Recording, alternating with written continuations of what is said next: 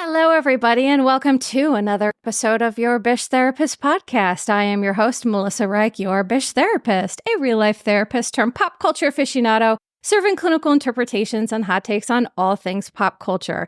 And today's guest has me literally pinching myself. I'm like, whose life is this? How is this beautiful person here with me? So today, I am so honored to have my next guest is an elite stand-up comedian. But she's also a writer, producer, actress, wife, mother, and a seasoned reality show contestant. She's made hundreds of appearances on talking head shows, reality TV, but most notably, she was a finalist on seasons 2 to 3 of Last Comic Standing. Currently, you can catch her on her amazingly and hilariously named Tammy the Bull tour.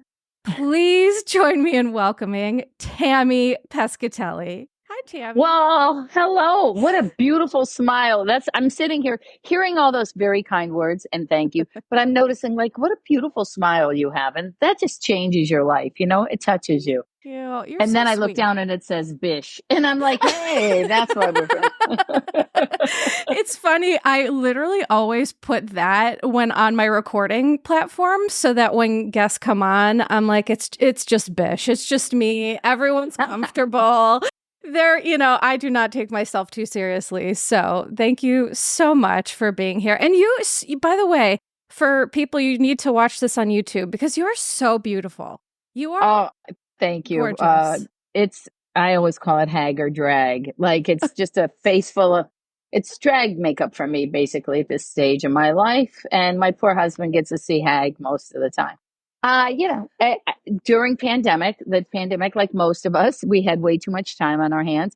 And I sat around and I watched all of those tutorials. And I finally, I'm 55 now, so whatever, 52, learned how to do my own makeup. I mean, it literally took me all those years to figure out the tricks, and your face. I think that's one of the best things about getting older is that you know what works for you. You know that, the glitter is not going to be my thing. Me wearing pink lipstick just doesn't work. My lips are dark, really dark anyway. I could wipe this off and they're still dark, so you have to figure those things out. And I still can't put a false eyelash on, so forget it. Oh my God, forget that. And here's something funny that I'll tell you. So during the pandemic, I did a lot of things, but not one of them was figuring out how to do makeup. I'm the type of person, when I got married, so my husband and I, we're going to be celebrating our 15-year wedding anniversary in a week. Thank you. And we've been together for 22. But he was, we were young, so, we were smart and took our time. But anyway, when we got married, I did my own makeup and I pretty much looked just like you see here. And it was because I didn't care. I'm like, I'm just one of those people. I don't care about makeup. I've never done a false lash in my life and I'm just not good at it. So I'm like, I do what I can and then move it along. Well, you're gorgeous as is. I have to trick people. I have one wonky eye. Literally, I mean, it is what it is. It's one of those things that I think literally the false eyelashes. I mean, if breakdancing and you can be an Australian breakdancer, could be in the Olympics, I think putting false eyelashes on should be a sport too. I swear you're right. Because I just don't get how it works. So for listeners who love a false eyelash, let us know. How do you do it? It does seem really challenging. But listen, you don't need it either. You're so gorgeous. You're so beautiful. And you're so talented. So for those of you listening who are wondering, why does her name sound so familiar? Why does she look familiar? Why does her voice sound familiar? So you are truly an OG stand-up. You've been in this business for a long time. You have such a list of accolades under your belt. I mean, and how you and I connected was because you also happen to like reality TV and some things on Bravo. Yeah. When you followed me, I literally pinched myself. I was like, whose life is this? Because I am a certified stand-up junkie. I love stand-up. Probably in another life, if I would have had more courage, I would have done stand-up. Also, I'm funny, but I don't know I'm your level funny. But either way, We could do it. I'll teach you how to do it. It'll be simple, but okay. Well, also, the traveling. I mean, there's a lot of trappings that come with this career that are really challenging, which, hopefully we can talk a little bit about today. But so can you tell the listeners, what are some of the Bravo? I know you were really into Love Island. You were really into Jersey. What are some of the shows that you legitimately love?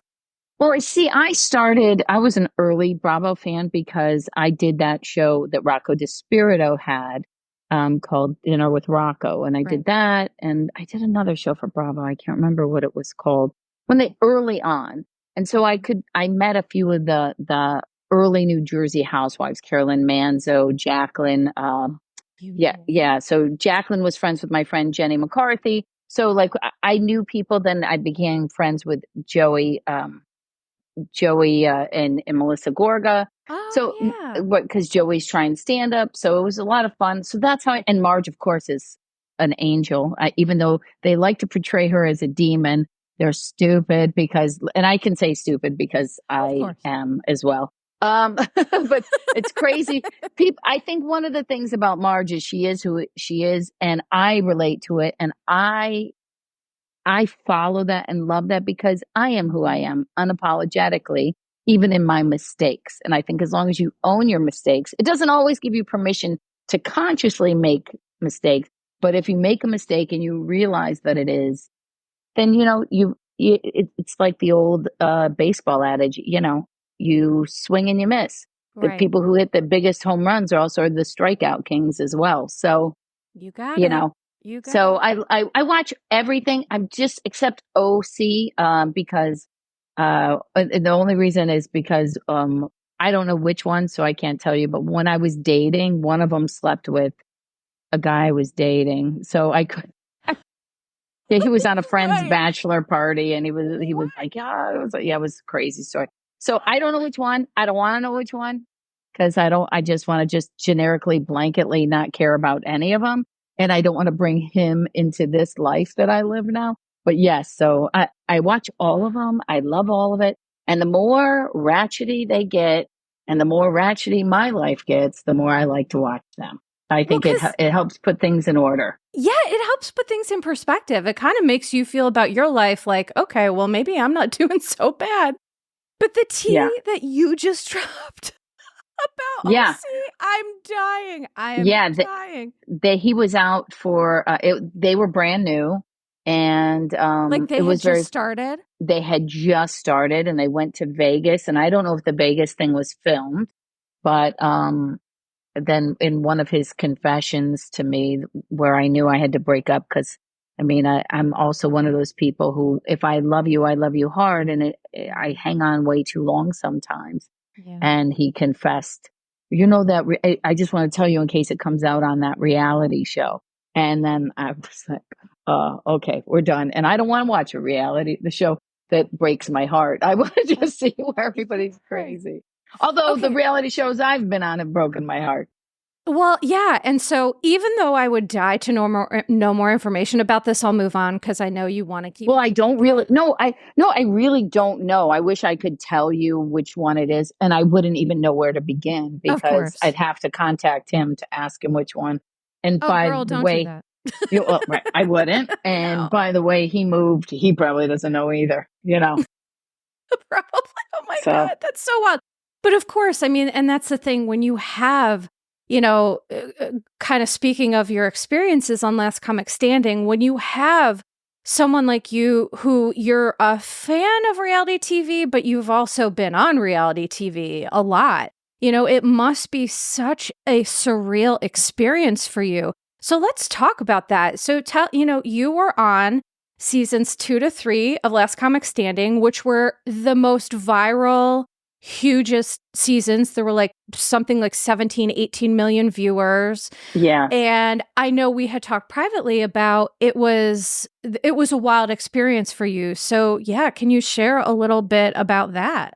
Yeah, well, it was early reality. The only reality that I had ever seen before was like a Survivor, which was a game.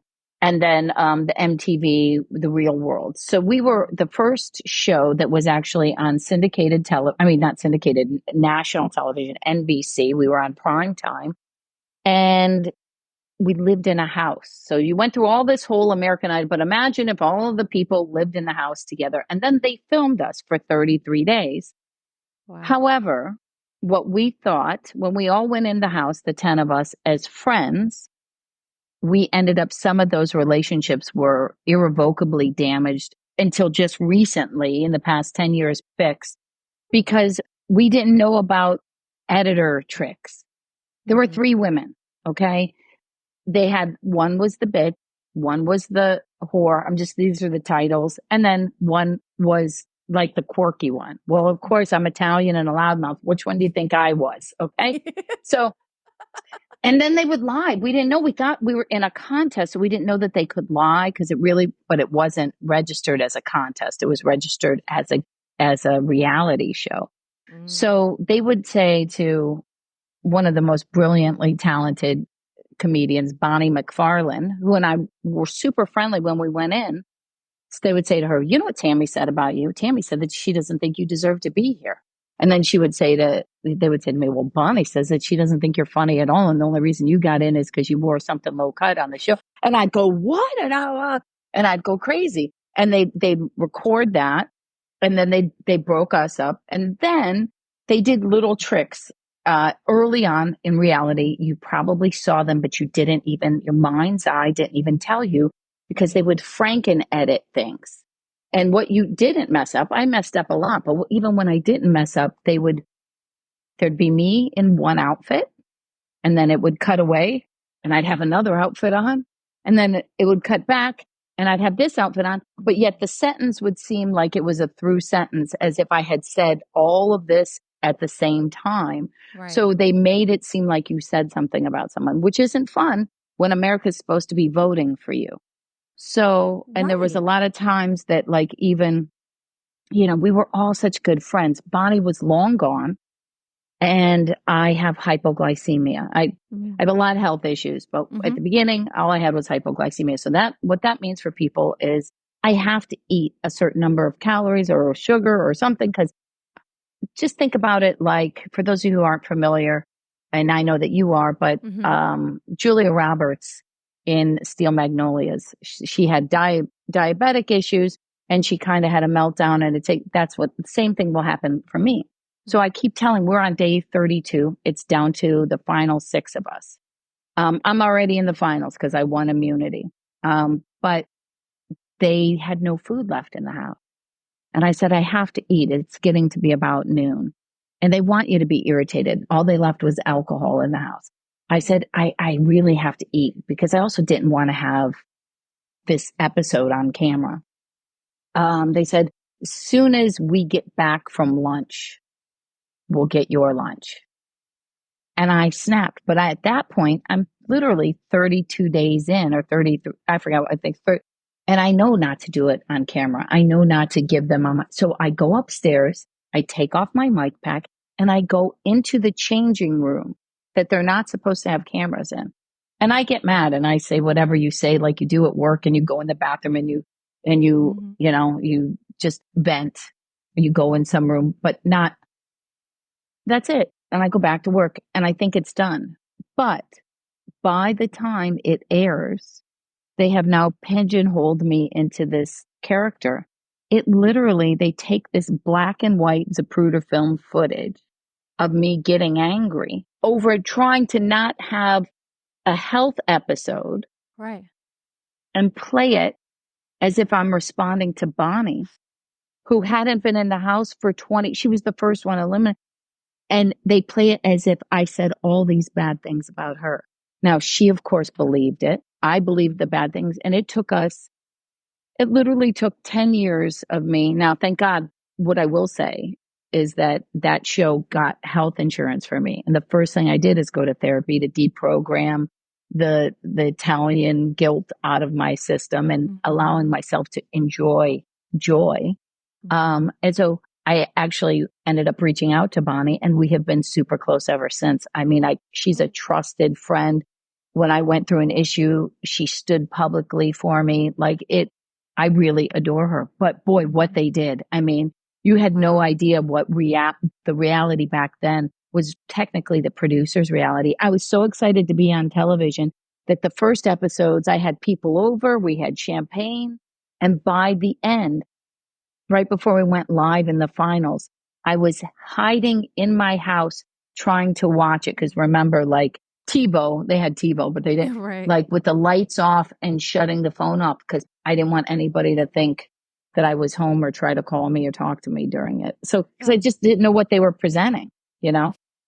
And, it's so fascinating. I mean, also devastating to hear that that was your experience and to hear that you had to take your first paycheck and get therapy with it, which, by the way, good for you. Well, I needed it anyway prior.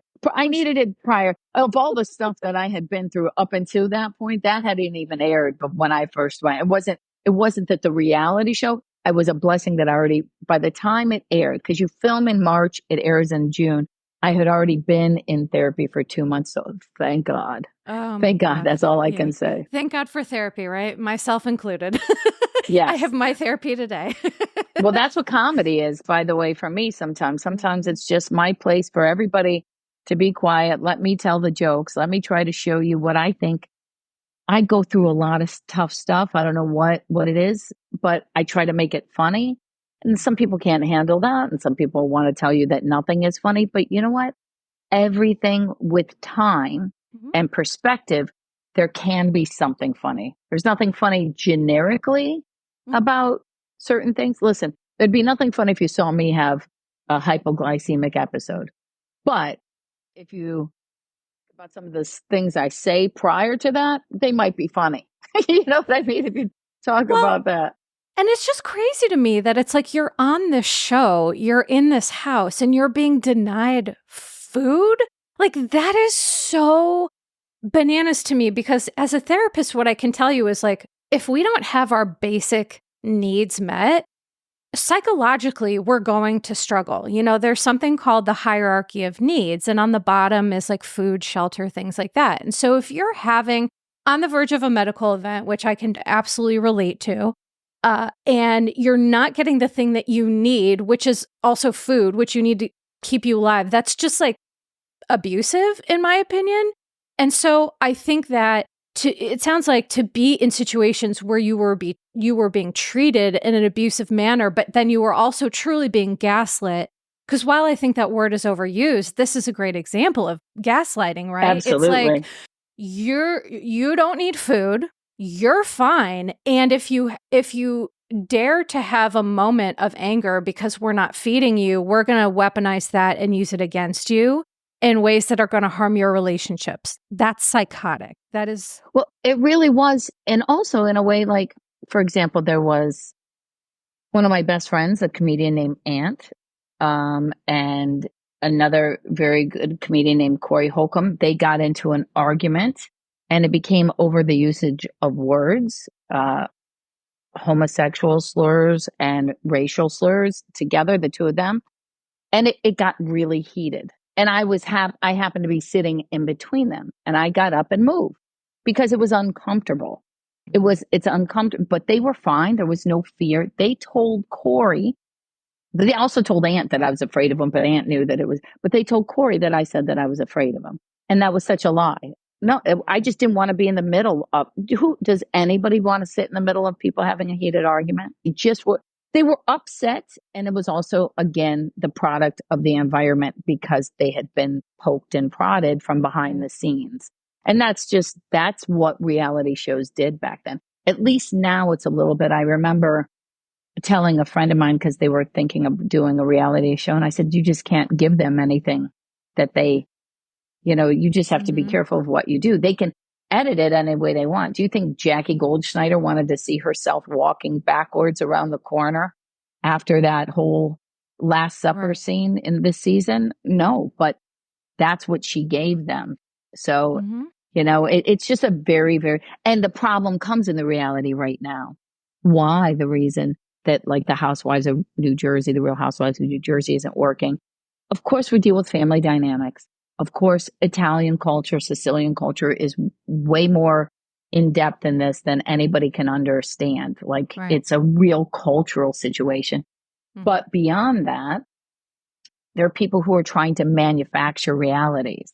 When you only let us see part of your life and you fake like this is real and this is not, that's, you can't manufacture it. You either have to lay it out there for real, or, whether the producers are manufacturing it like on our show, or now that we have the camera, the talent doing it, it doesn't work.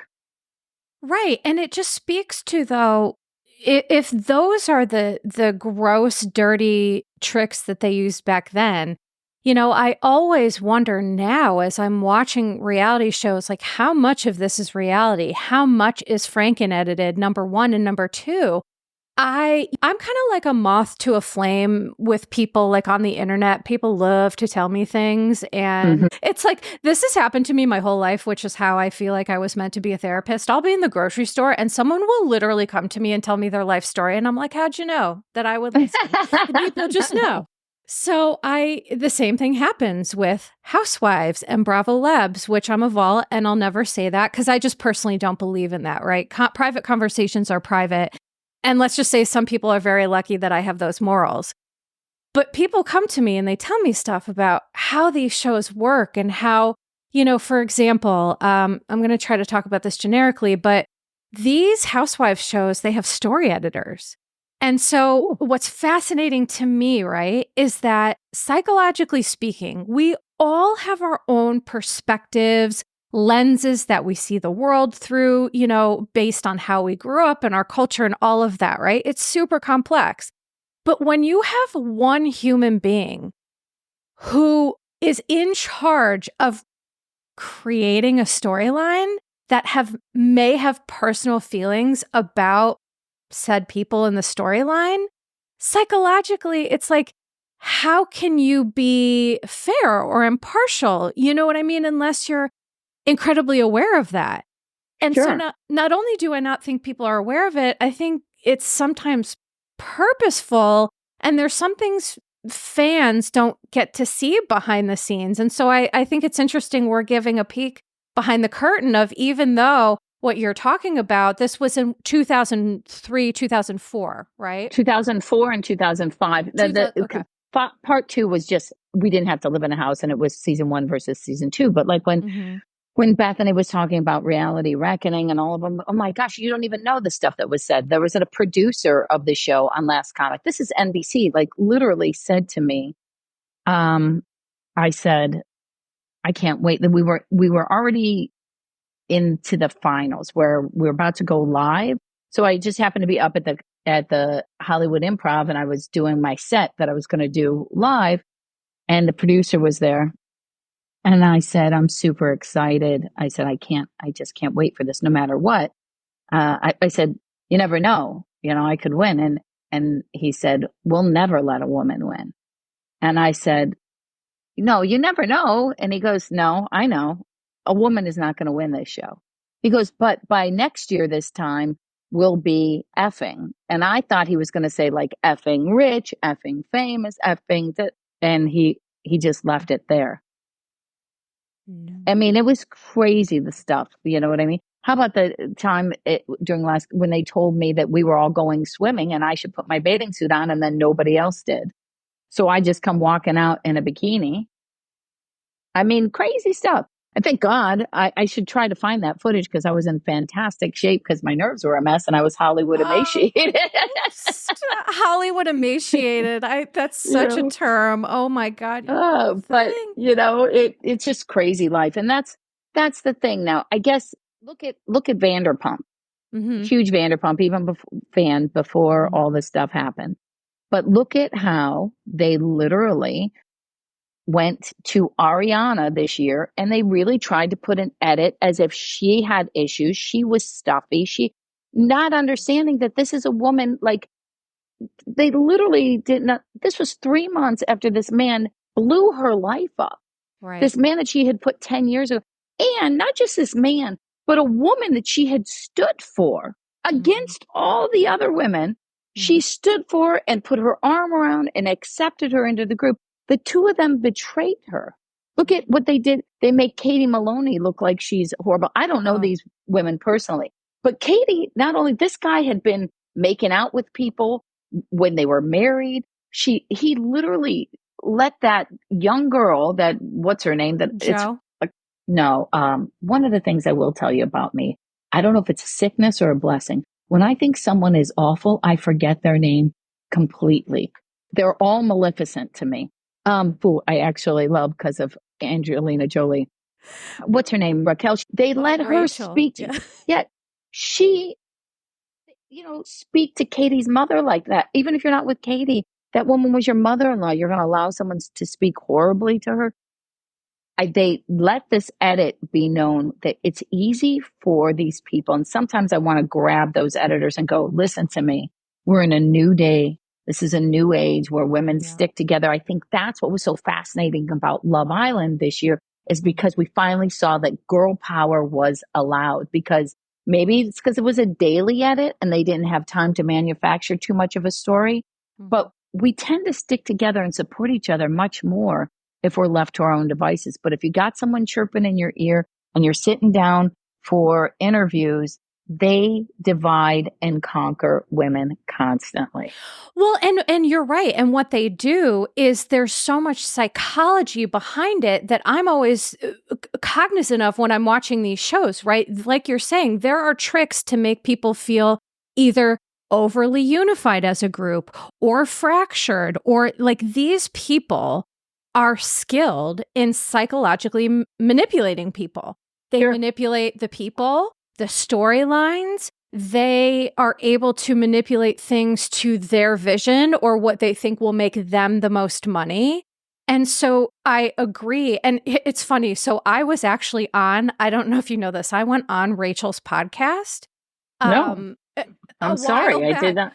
No, no. Don't apologize. Oh, I think I did know that. That's how I found you. I did know that. Oh, that's okay. You're right. That's probably right. And the thing is, though, I wanted to hear what she had to say, because it's like getting to know the reality behind the reality is my jam. That's what I love to do. And it was very eye-opening for me because I just felt like she was developmentally and emotionally kind of stunted. So I was able to see a little bit how this happened. But to your point, with the Love Island stuff, so here's the thing. I do have to tell you this. I knew that you loved Love Island. And so prior to this interview, I thought, okay, let me binge the season so I can, we can have a kiki, we can talk about it. Tammy, I look up Love Island and I'm like, 36 fucking episodes? Are you serious? I know, that was hard. I had no idea. Listen, I went for Ariana and I stayed for the little PPG and all the chaos of what it was. And it's funny because they will literally, Love Island is a perfect example of how they will throw a woman under the bus, but a man is allowed to do what he wants. Right. Rob, who's a very good looking man, and I dated a Rob. I dated an exact duplicate of a Rob, a good looking guy who pretends to not know that he's good looking. But Rob has also dated up every single time. You know that he dated Lisa Rinna's daughter. I didn't know that. Yes, Rob has dated. So, but if he was a woman and had dated so pointedly, what would they call him? A gold digger, right? Sure. So one of the problems with reality. So for a little bit, I had my own reality show on WeTV. We was new. They didn't really know what they were doing. It was not only did you have your own reality show, you were the writer. I was executive producer, the creator, the star. It happened in my house. It was crazy. However, they didn't really know what they were doing. This was a hybrid reality because I wanted it to be a little bit more Larry David-y. Okay. It's an outline. We don't really know what we're going to say, but these are based on real things. So then I was also sprinkling stand-up in there. So you could see exactly what I believed in, that you can find the funny in every situation. And that's what we sold it. We sold it because the pitch was wife, mother, comedian, leaving Los Angeles, moving to a small town, with her crazy loud Italian family. Okay. Well, we just don't fit in anywhere. And the network kept trying to do these network tropes with us. They kept trying to, I was supposed to be at a sex toy shop with my husband, and we were supposed to run into my, immigrant mother-in-law and my mother, Christian mother. Like, it's not going to happen. Like I literally shut production down because they hadn't told. It's funny. The cast or the crew didn't know until that day that I was the executive producer of the show. They just thought I was hired talent. And I literally shut production down that day. And I said, we're not doing this. First of all, I live in a small town. There is no sex toy shop anyway. So we would have had to figure that out. But beyond that, I said, you cannot take away this. I might not have a huge audience, but they love me for being who I am. They know that this is not real. They know that maybe my husband, and I'm not judging that it's not about what the scenario is that it's just so not who we are, let alone that my mother-in-law and my mother would be there. You don't get to do that. You know what I mean? No, well, you don't get to blow up someone's life and have them inauthentically do something that isn't comfortable for them. And that's not kink shaming or sex shaming. That's just, that's not authentic to you. And so it's wild to me to know that as a producer and a writer and having all of this, this is your power, show, and it was none. That is one of the things with Hollywood and LA and this whole business that I just, as a woman, when you're a woman and you have a powerful voice, I know what it is to be labeled a bitch or get called aggressive or whatever, because people are afraid of a woman if they are smart, if they are outspoken. If you wonder what I'm doing, I rescued a kitten. A few, yeah, and she's up here somewhere. I can just hear her playing. She's 8 weeks old now, so sorry if she'll come. She'll make an appearance, but I just hear her like running around. She'll be here in a second. I'm sorry, I didn't mean to interrupt you. I don't. It's okay. These, by the way, on your Instagram, Tammy Pescatelli on Instagram, and I'm not sure if you have this on other social media, but you have fostered these kitties, and they are so little and so sweet and cute. And I know that there is also a charity for them because you're doing a lot of the work to take care of them. Are you still? Well, here's what happened. My mother found these two little kittens on her driveway.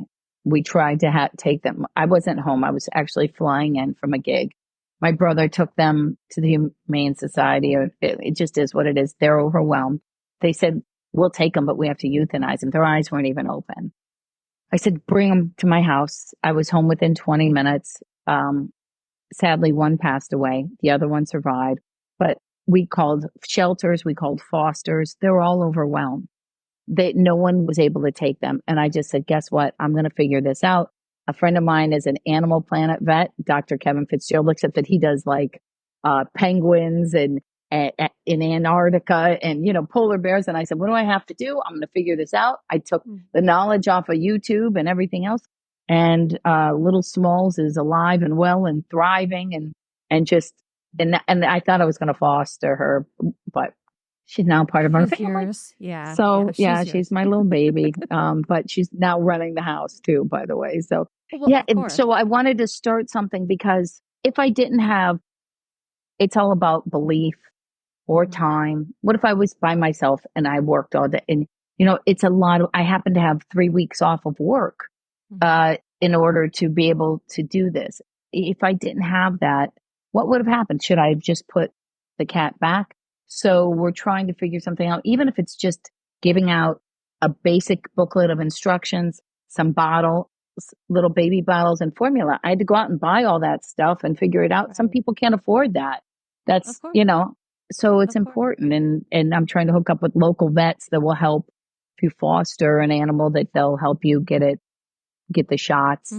And get them spayed or neutered. So I think that's important. I do. And I'm glad that we are talking about this because I have a lot of folks who listen who are animal lovers, animal rescuers, and would certainly contribute to anything. So we can continue to talk about this. And if there's something that I can post or, my listeners can do, I'm sure they'd want to help because that's wild. We're using I'm all of glad the it's working out.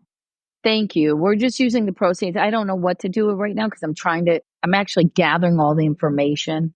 Mhm. So we're doing the proceeds from the Finding the Funny buttons. There's just that I'm selling to just put that aside and at least start to accumulate bottles and formula to pass out to people who need them. Cause I just don't, Okay. it's so sad. What this little baby, I mean, she's just tearing everything up over here, but really became my calming cat. It's a joke, but, Yeah. she deserved a Animals chance. are so therapeutic. Everywhere that I've worked, they've had therapy dogs and things like that. And so don't sleep on how much an animal can really help your spirit for sure. But if people want to contribute, they can go to My where to get website. your website, which is Go to my website. Yeah. pescatelli.com. So I'm going to spell that for people. It's PESCATELLI.com. So the Finding the Funny buttons, you can buy those to help with the kitties, but also it has all your tour dates. And we were just talking about this. So I live in Northeast PA and I have a lot of local listeners and things like that, but I have listeners all over the place. So please also, while we're on this topic, go to pescatelli.com because Tammy is touring. You have 3 weeks off, but you're about to kind of hit the road and go back. And Yes. you are going to be in Jim Thorpe. And I was talking that I'm going to come see you because Jim Thorpe for me is about a half hour. So if anyone is interested in seeing, you anywhere, but also come to Jim Thorpe, hang out with It's us. gorgeous there, by the way. Jim Thorpe, Gorgeous.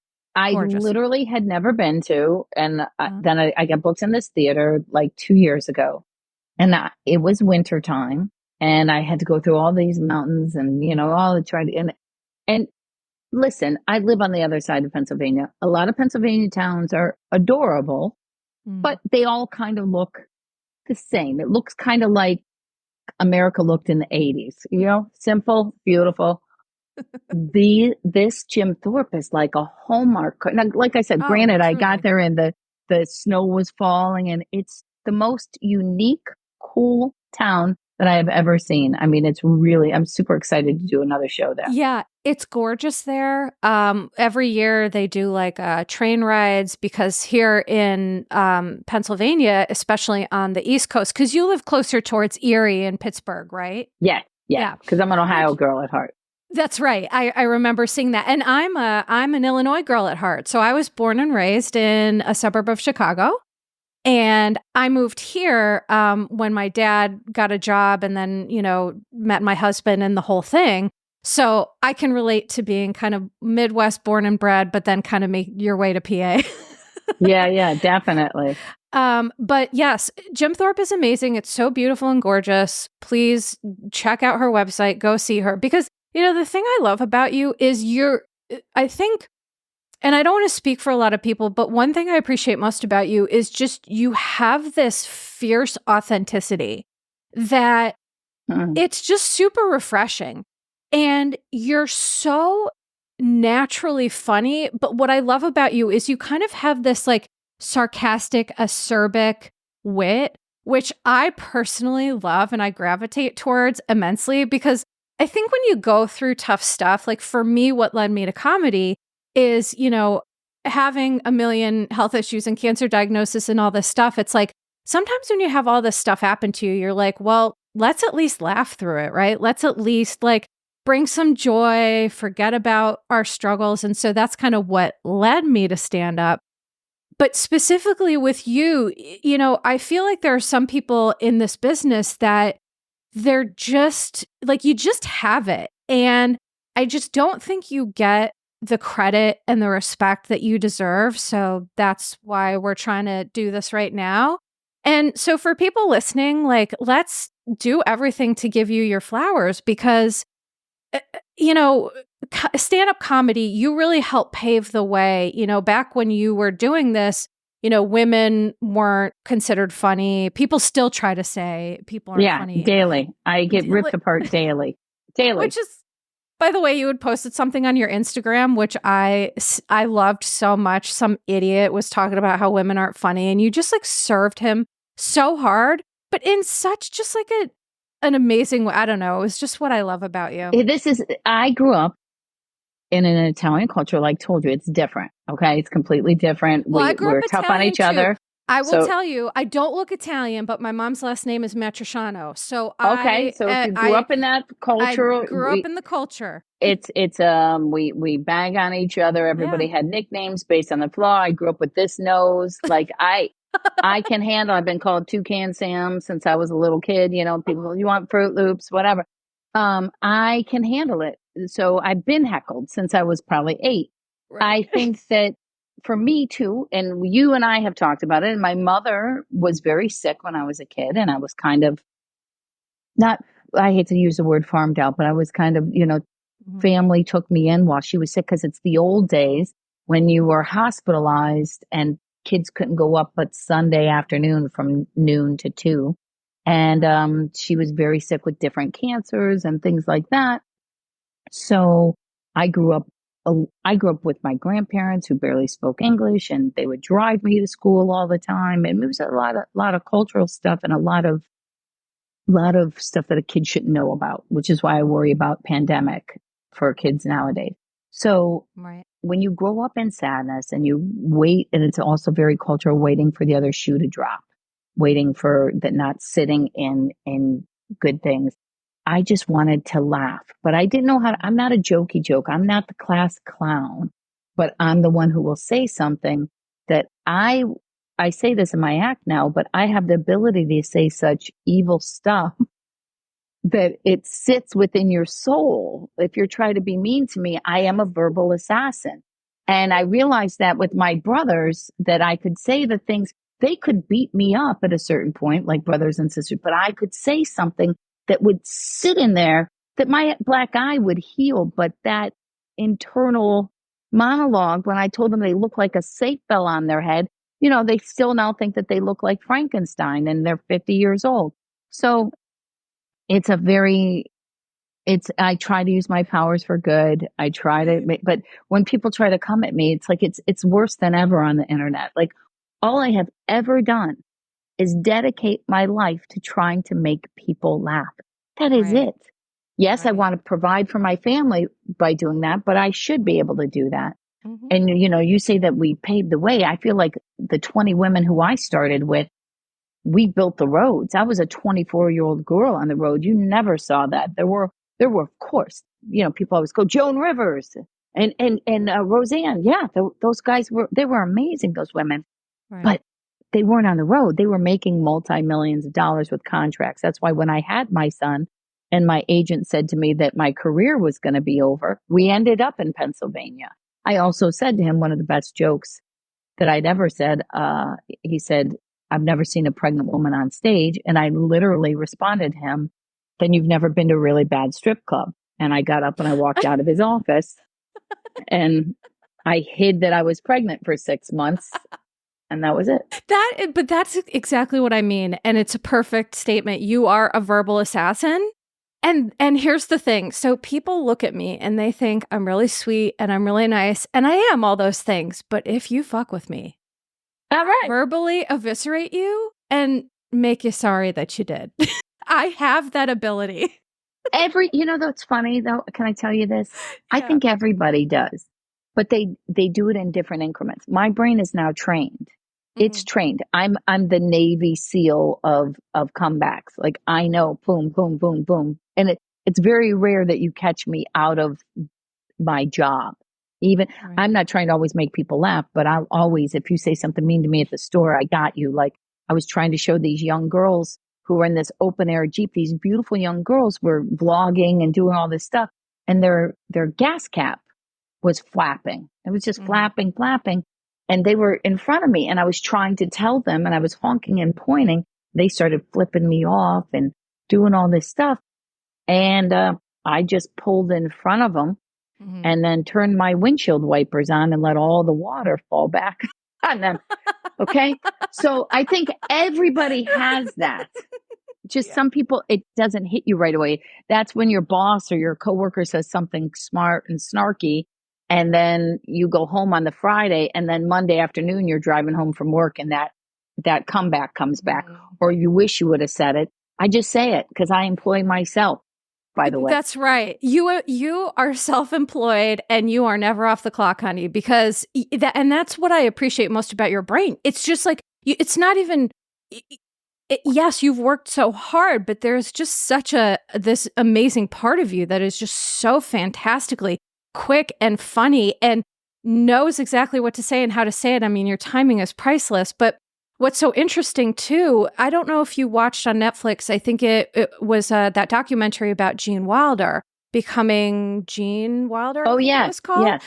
But one thing interesting I wanted to tie to what you said is that Gene Wilder said a performative or a transformative moment for him was his mom was really sick and in the hospital. And like you said, in those days, you were infirmed. Today, I can go to the hospital with sepsis and they're like, go home and treat this. But things were different then.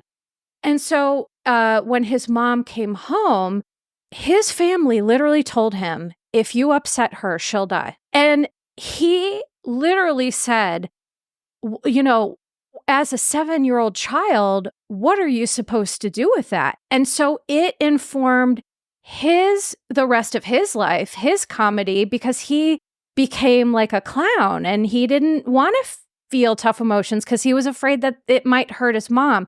So I just think that, you know, you sharing that experience, it makes so much sense. And we are all created by, I believe, you know, there's lots of theories in psychology about what makes us who we are, but early family, you know, cultures, mores, norms, all these things, that's what really informs our personality. And so I think that, you know, being roasted essentially by your family, which is a very common experience with me, growing up, there's Kitty. Small. Oh, Small. She's so sweet. Oh, anyone watching this on YouTube, she is just loving on you right now. And I just couldn't melt. You are. You saved her. Do you feel like she really like looks at you like that? I don't know. But oh my God. I have 2 other cats and they look at her like, what is going on? How come I didn't get all the bottle feeding? I don't know. She's just, you know, you're right about, I think it's all experiences. I mean, you know, I tried to be, which actually really did help with comedy. I tried to be not a problem. I tried to be very sufficient. So no one had to bother with me when I was a kid.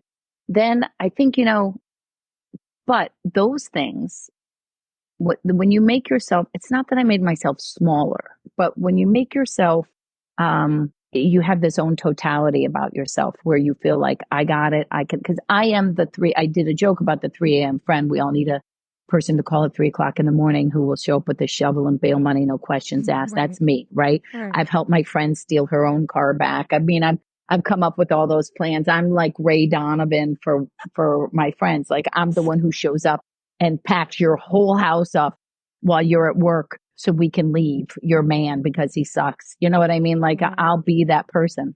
Yeah. But when I was in my late 20s, not late, like mid 26, 27, I dated a guy. I had moved back to Cleveland where I'm from. My folks weren't around anymore.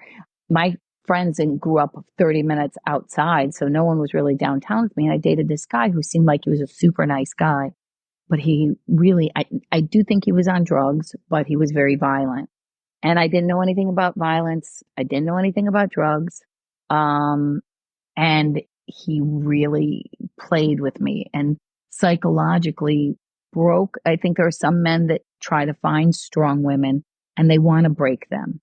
Whether they want to debilitate them, their self-worth by cheating, whether they physically want, and you know, we all say, oh, the moment someone did this, but we're also talking about the 90s. We're also talking about Tina Turner's What's Love Got to Do with It hadn't even come out. So I had I really had no wherewithal to understand, and I didn't speak to anybody about it. And even if I would have, there were some people that thought, oh, well, the truth comes out when they're drunk. You know, He would apologize, put a whole bunch of guilt things on me because his mother had died and his grandmother had died within 6 months before I met him. So, but got me to a point that I was so comedy saved my life because I couldn't call in sick. But there were days that I didn't even sleep in a bed because I didn't feel worthy. I slept on the floor next to my bed. And one day he was on one of his, that little secret inside of you, that little secret voice that tells you that someone's cheating. You have to just not even question that and just leave, because who you become whether you're right or wrong, if it's there, it's just there for a purpose. Like, you really shouldn't even worry about satiating and going down the rabbit hole. I knew that he was cheating, but I couldn't get it figured out. And I brought it up, and I brought it up with some strength, and I had found these things out, and he went crazy, and he literally was beating me and choking me. And it's a horrible story. And I remember, it's funny how your brain can hold two thoughts. They say you're not able to, but you really can. I thought I was going to die. And I also thought that OJ had killed Nicole, because I remember thinking, I thought, well, maybe it was somebody else. But when I looked at this guy whose eyes were big, beautiful blue eyes, they were black as night. And that was testimony that his eyes would go completely black when he was angry. And the fact that I heard that and it clicked to me that that's when I realized what danger I was in. I didn't know that I was in danger. I just thought I was in love with a flawed man. I didn't realize that I was the one who was like, I was disappearing. Whether he was going to kill me or not, I was disappearing within myself. I got up and I got out, and it's just been, I can't be more grateful. Comedy has given me my life. I was able to leave the area. I could work. I met my husband through stand-up. I'm just all those things. So, I do think that laughter is part of it. It doesn't solve those problems, but that whatever's innately in you, we all have that. I think of it like a sunflower seed. Like, it just it's here. You just got to let it bloom to find your strength. And maybe you don't find it till you're older, but she's attacking my feet, by the way. So, well, number one, thank you for sharing that experience, because I have a lot of listeners who are survivors of domestic abuse and violence and things like that.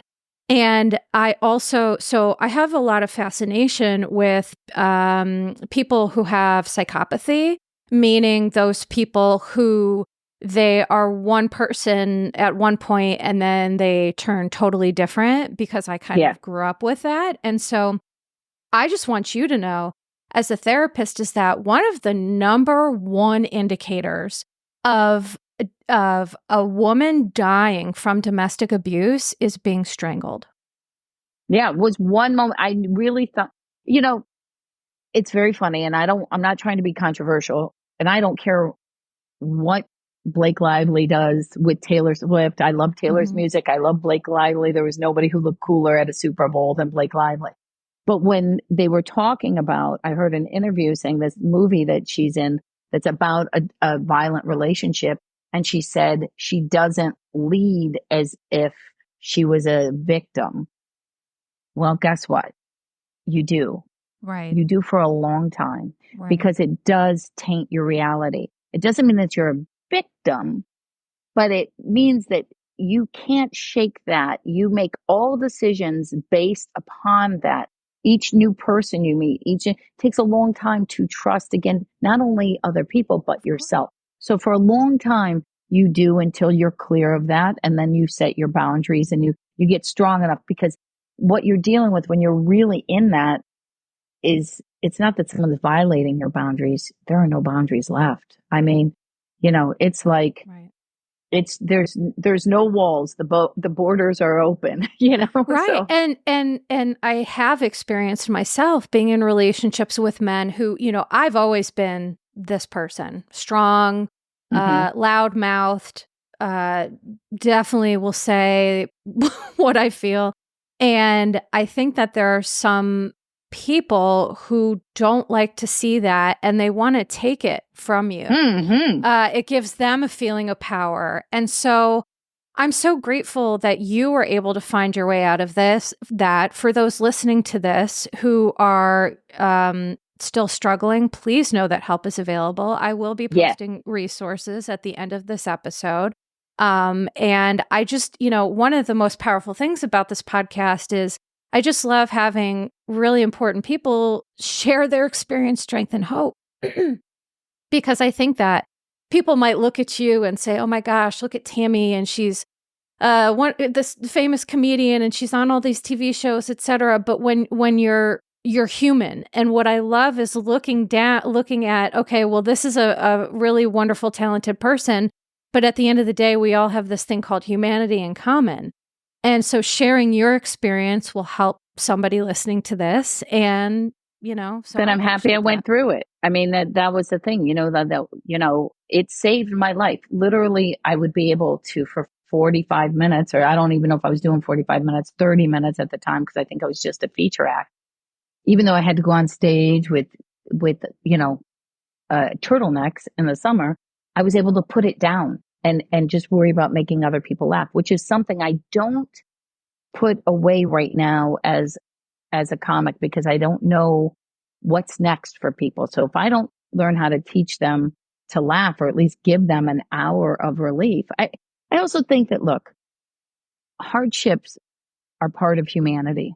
Mm-hmm. I think that you cannot, I went through that. Someone else is going through verbal abuse. Someone else is going through love bombing. I mean, there's always something that is going on. Whenever you have to make yourself smaller for the only person I sometimes make myself smaller for now, this is my teenage son, who's like just this morning dropping off for school. Mom, please don't get out of the car and take a whole bunch of videos, even though, like I want to be out there with confetti and going, he's a junior. Like, I can't believe we're this far. So I'm like, okay, I'll make myself smaller for you, because I'm trying to save your money for college and not therapy. All right. But I don't know if we'll get there, but I'm dead. Listen, that's I think appropriate. it's important. That's appropriate. Tammy. Yeah, that's when you do it, and I think that we all go through different things that you just have to find your way. I love that women right now, there is a movement where they're supporting each other. There's also a movement where they're our biggest critics. Oh. I think a lot of the opportunities that I missed were from women standing in the way. And when I was younger, that's one of the great things about getting old, is you're no longer perceived as a threat. When you go through menopause, your sexuality seems to fall away, so they don't. But which is so insane and just such bullshit, by the way. But yeah, well, it's okay. It's all right. You know what? Listen, you'll take advantage. I'd much rather take take the fast lane than have the high boobs. But I think if we really could get underneath and support each other, I think that, for a long time, when I would go out for a job, there'd be a lot of women there, but only one of us would get the job. So they pitted, especially female comics. That's like, I didn't get to know Heather McDonald until we were adults, quote unquote, right. We were established, because then we would see each other and be able to meet on common ground, because it wasn't a competition. So I think that's what's really great. Right. And speaking of that, so going back to Love Island, I couldn't catch up because, as I mentioned, there were 36 freaking episodes, but I did watch the finale because something you just said reminded me of how you're right. Like, Vanderpump Rules, everyone was so frustrated of like, why can't you all just rally around Ariana instead of doing what they did? But Love Island, that is a good example. I'm watching this reunion and I'm like, I hope this is indicative of the younger people of me too. in the world, because these women were so supportive of each other and lovely and kind. And I was like, it actually did give me a little bit of hope, to be honest. And I feel like I'm pretty enlightened, I but think so. It would take me a while to be kind to someone who I felt was a rival for a man. Like it took, I would have to make it took me to probably go through therapy, be in my mid 30s before I went, oh, this isn't the girl's fault. He's the one that has the commitment to me. Right. And I think when I found that and I found myself the center and stood fully in me is when I found my husband. And I had like 3 or 4 guys that I could have been dating, but that's when the suitors, the good people came.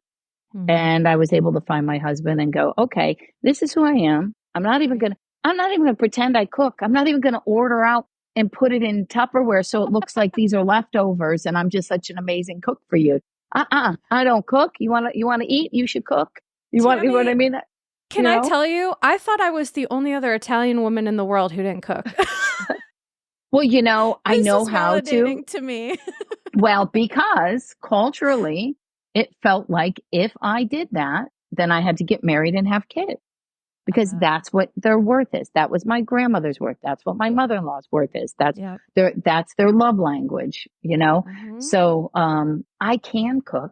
I just don't choose to because he's a better cook than I am. So what, and my husband also loves to eat every 36 seconds. So if I ate like him, I would have a reality show, but it would start with my 600 pounds.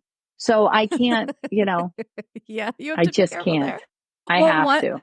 One thing I did want to tell you, because I remember the last couple times we spoke, you had talked about Aaron on Love Island feeling like he was a sociopath. And so here, Tammy, I have to tell you this because you're going to appreciate this.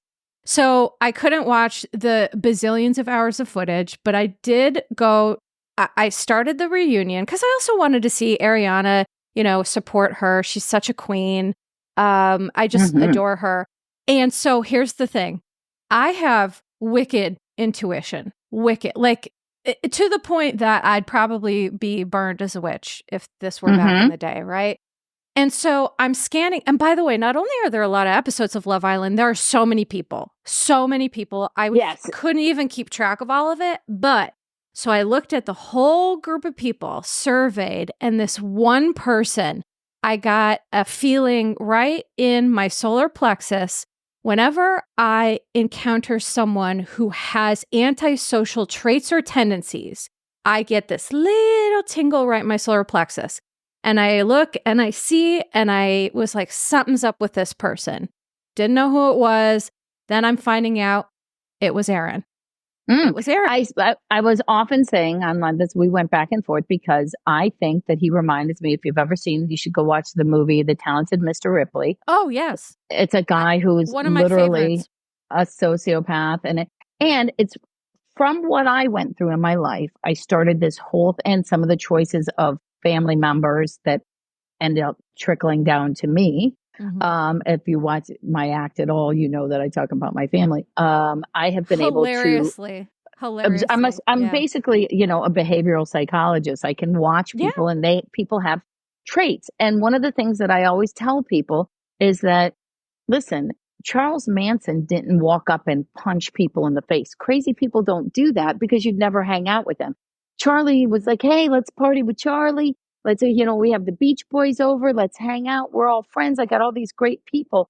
Crazy just doesn't walk up. It sneaks up on you slowly until you have an attachment. So you can't call it crazy. And crazy might not be a word that you use in your vernacular, because I know as a therapist you can't. But for me, as a street layman, I can say that. And so I feel like and Aaron definitely, one of the things that no one is addressing about that couple, Aaron and Kayla, and yes, he did the cheating or whatever. It's all confined in the game. And one of the things he did to her was the deepest cut that I had ever seen. I'll be really honest with you, was afterwards. Everybody's so fascinated. The ratings are huge because of people. Like I said, people came for Ariana and stayed for them. They were in their hotel room together afterwards. They had their phones. Kayla was talking to a friend who was worried about some impact statement that had happened on the show where Leah, who we love, Queen Leah, had said it's giving white woman, and Kayla was getting a lot of flack. Mm-hmm. So sometimes our friends just want to be our friends. They don't always give us the right advice.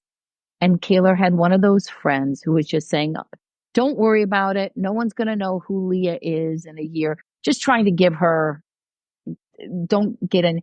That conversation was going on. Erin started a lie. People heard what was going on in Kayla and her friend's conversation during Erin's live and came back for Kayla again. Now, that conversation didn't just start when he started the live. He knew that live was going on. He could have excused himself and went to the bathroom. She was literally behind him. That was a sabotage. That was a complete sabotage so he could leave that relationship to make Kayla the bad guy. So if he left that relationship, he would have garnered at least some following. Mm-hmm. But it didn't work, thank goodness. Yeah, and I think that is one of the reasons I am so interested in you, is because you really do have like, not all people who are in the public eye who do what you do have that piece, but you do have a piece to you, like a behavioral psychologist. Like, you have this intuition, you see things for how they are. That's a blessing, but then it's a curse when people try to gaslight you about it or make you, whatever. But I just wanted to validate for you that even though I didn't see that, that totally tracks to me. And it to me, there's like a look there. It's like the lights on, but nobody's home. To me. Yeah. I mean, I feel like, I would feel horrible if I was misjudging. And by the way, does it affect my life at all? It does not. Does not. He does not affect my life, and I can be right, wrong. And I'm just saying that I have been there. I really have been there. I didn't end up on the floor thinking about that OJ really killed Nicole because someone was kind. Those people are in your life, and you will find yourself acting out of your own character, misjudging the situations, feeling badly that, they'll get you to feel like, well, how could you do that to me? Why would you judge me like that? When sometimes those are protective instincts. I told you off air that one of the first couple of years that I was a comedian, comedy starts in a weird way. You started on the road. You'd be on the road Tuesday through Sunday back then. You'd stay in these condos, comedy condos, which were basically like hostels for comedians, right? And most of the time it was a great camaraderie. Sometimes because I lived in Cleveland, if I was working one particular time, if you're working in Des Moines, Iowa, and then you're moving on to Omaha, Nebraska, you'd go stay an extra day, and then a new comic would come in and we'd all hang out. It was pretty neat. We're talking about late 90s. And there was a guy who actually won Star Search as a comedian. His name was Vince Champ, and he came into the condo in Omaha on a Monday. I didn't know him. I had worked all week. I was moving on. He was working that night. I said, hello. I went to the gym. How are you? You can take that room, but I went to the gym. I came back from the gym. He was getting ready to go to his gig because he was working at college. I went to a movie that night. I came back to the condo. I went to sleep, got up the next morning and left. I never saw him again. And it happened I crossed his path again within like 3 months. Cut to 5 months later, I'm on stage in Kansas City, and the owner said, the FBI is here for you. I'm sorry, he said the cops are here. And it turns out that Vincent Champ was one of the most prolific serial rapists of our time. And the night that I had stayed in the condo with him in Omaha, he had driven to Lincoln, Nebraska. And well, I guess we've already sworn and everything else. Can I say what happened? Yes, you can. Absolutely. Yep. He raped a woman, and then apparently came back to the condo, but I didn't see him, so I don't know. But it also set up in there's nothing funny about it, but they said to me, your boyfriend is a rapist. And I already told you that I knew something was going on with him, the boyfriend that I was dating. And I was like, oh my God, I knew something. I didn't know he was a rapist. And They were like, no, this guy. And they thought, again, it also stands to where women are, because I was in these cities with this guy, that I had to be his girlfriend. So I had to get that clarified, that because they had never seen a young female comic, they didn't understand. So I had to get that part of the job clarified. But then I lived for the next 12 years with guilt. I had a weird type of, not survivor's guilt, but I felt like this woman saved my life, because if he'd have come back with that energy, which clearly we know now that the people who do that, it becomes this feeling that they can no longer contain, that he probably would have had to kill me, because I knew who he was. And years ago, just about 3 years ago now, I found an interview that this woman did, and she used her name, and she told about her life post that, and her family. Her father had to sit at the end of the driveway, and her relationship broke apart, and it was just really horrible for her. But I called her, I found her information, reached out, and then we spoke and let her know that she saved my life. Like, I know it doesn't mitigate your pain, but know that what you went through might have saved my life. And she was so amazing. She not forgave me, but she just released that for me. And it became the onus for that podcast that I've been doing with my best friend. We're on hiatus right now, but Laura, because she's a cop, she became a cop when I became a comic. Two loudmouth crazy women who went in these male dominated fields. And it's the cop and the comedian. And we started talking about crimes in comedy. And that's the first episode that we started with. And what's the name of the podcast? The Cop and the Comedian. Oh, it's literally The Cop and the Comedian. The Cop and the Comedian, a true friendship crime podcast. And Vincent Champ, they said, was responsible. They convicted him only on a few, but maybe 36. And he's never going to get out, which is the way it's supposed to be. Thank goodness. And it's just, I swear, you have gone through so much. And because it's like you tell these stories and each one could curl your toes. I just can't imagine, and I know you are very mindful about how you talk about this, but, with deference to the woman who went through this. But I'm glad that you were able to recognize for yourself that is to shake your internal sense of safety. I feel that's what that did. Being in the same home, in the same environment as somebody who's committing these crimes and doing these egregious things to women. Well, not home. I didn't know him. Let's make sure we're clear, because I didn't know him. It was 24 hours. So, but yes. You're right. That I just mean same space.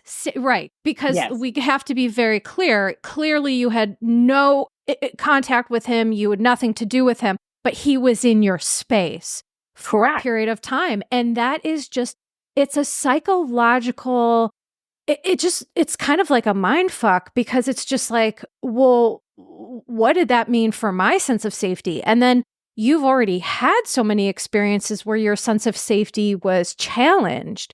And so I think it speaks to the complexity of just what makes you such an amazing human being, because when we've seen darkness or been touched by it in some way, it changes us, but in some really amazing ways too. And so you've been able to take that and do amazing things with it. Well, I think it made me tough. It made me speak my mind. If I'm uncomfortable, I'm going to call you out. That's one of the things, is you see these TikTok videos. It literally changed everything, because I couldn't give up my job. I still had to go live with strange men. Every week I had to go live in a condo with two, and they were all men. They didn't put women together. So I had to figure out and it wasn't just the comics. There's also the people who live in the apartment building that know. There's the people from the comedy club that know sometimes those condos didn't have keys, whatever, traveling.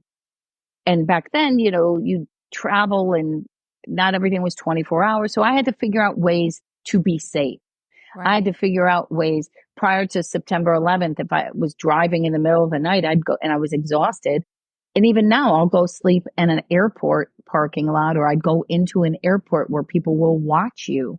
If I would stop to get gas anytime post 11:30, 12 o'clock at night in an area I don't know, I will pump the gas first and then go in. If I have to go to the bathroom, then I'll go in and pay. Well, now you have to pay first, but so you go in and you give them your money, then you pump the gas, then you go to the bathroom, then you go get your change because they will watch for you because they'll be looking for you to make sure that you pay or get your change.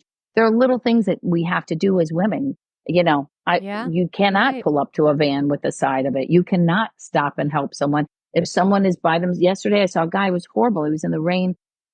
I felt sorry for him, but I couldn't. I'm not going to stop and give him a ride.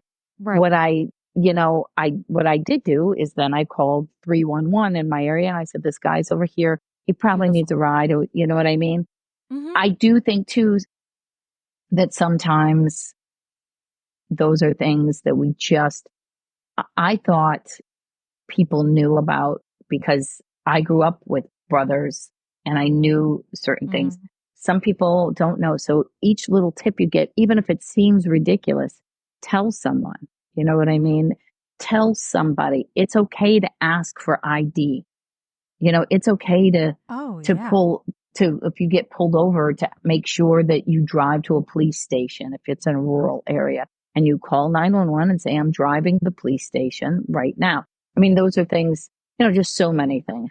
Right. And it's funny. It's, well, it's not funny, but I talk about this on my podcast a lot because I've had some very scary experiences. And so I have talked to women about how to keep yourself safe, but still get help if you think you're concerned about somebody, but not putting yourself in harm's way. So I think it's a really beautiful message. And I'm being mindful because we're coming towards the end of our time, which sucks because I feel like we could talk. Well, trust me, I'm going to see you at Jim Thorpe. We're tight now, so it's all good, my bish. That's right. So Tammy, first of all, let's tell everybody, plug, promote, where they can reach you. You know, I mean, I could say it, but I want you to tell people, So I have 2-hour specials that are on, it was originally on Netflix, but Netflix decided that I'm out of their target age group. So it's now over on Prime because I want you to have free shipping. So I have 2-hour specials on there. Watch them. Please rate them nicely. I'd really appreciate it. I have a new movie coming out with Vince Vaughn sometime soon with Vince Vaughn, Susan Sarandon. I have a little part in it. If you see me, send a big like up and just follow me on Instagram and TikTok or Facebook, wherever, because now that's how they're defining who gets specials. It's not about who's funny anymore. It's about how many followers you have. So please follow me. I would really appreciate it. Yeah. And I follow you on Instagram. I mean, that's how we became acquainted with one another. And your Instagram is so hilarious because you just post like such amazing stuff. You post clips. And by the way, the specials that you're talking about, I've watched them and they're absolutely hilarious. So you have many specials, but the Way After School special, yes. When you were talking about your brother and the to-do, I literally was like apoplectic. I was laughing so hard, I thought that I would never recover. And I want people to understand, please go, please support, follow, rate positively, watch the specials because people are sleeping on Tammy Pescatelli and that's just a travesty. So go check her out. Please go to the website. If you want to see me too, go to the Jim Thorpe one. I'll be there. Yeah, we'll do some fun things. That sounds great. Yep. And, Tammy, I'm so grateful not only for us to connect, but for you to be here. We both have had a lot going on. And so I just want to say thank you. I appreciate you. And I'm just still pinching myself that this has even happened. I'm blessed to get to know you. So thank you so much. And we'll talk soon. Yes, we'll talk soon. So thank you so much, everybody, for listening. And until next time, take care of yourselves and each other. Bye-bye. Disclaimer. Posts are not intended to diagnose, treat, or provide medical advice. Your Bish Therapist is for entertainment and informational purposes only. The podcast, my opinions, and posts are my own and not associated with past or present employers, any organizations, Bravo TV, Greyheart Productions, or any other television network. The information in YBT podcast and on its social media is provided for general informational purposes only and is not intended to diagnose or treat. Please do not act or refrain from acting based on anything you read, see, or hear on YBT podcast or associated social media. Communicating with YBT via email and or social media does not form a therapeutic alliance. Melissa, operator of YBT, is unable to provide any therapeutic advice, treatment, or feedback.